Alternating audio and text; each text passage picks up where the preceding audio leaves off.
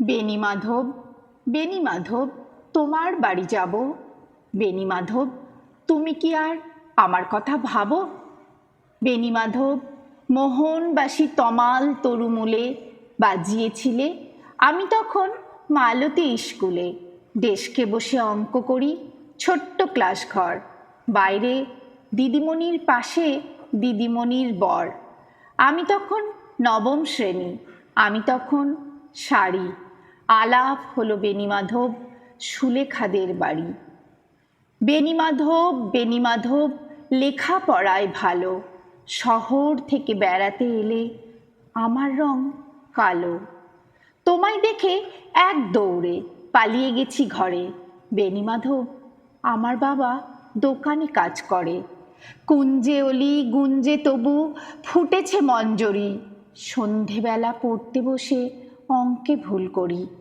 আমি তখন নবম শ্রেণী, আমি তখন 16। ব্রিজের ধারে বেণীমাধব লুকিয়ে দেখা হলো। বেণীমাধব, বেণীমাধব, এতদিনের পরে সত্যি বলো, সেসব কথা এখনো মনে পড়ে? সেসব কথা বলেছ তুমি তোমার প্রেমিকাকে? আমি কেবল একটি দিন তোমার পাশে তাকে দেখেছিলাম আলোর নিচে, অপূর্ব সে আলো। স্বীকার করি দুজনকেই মানিয়েছিল ভালো। জুড়িয়ে দিল চোখ আমার, পুড়িয়ে দিল চোখ।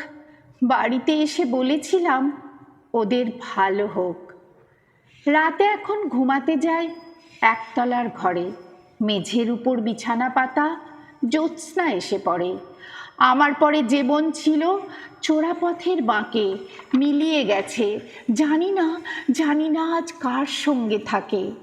আজ জুটেছে, কাল কি হবে, কালের ঘরে শনি। আমি এখন এই পাড়ায় সেলাই দিদিমণি। তবু আগুন, বেণীমাধব, আগুন জ্বলে কই।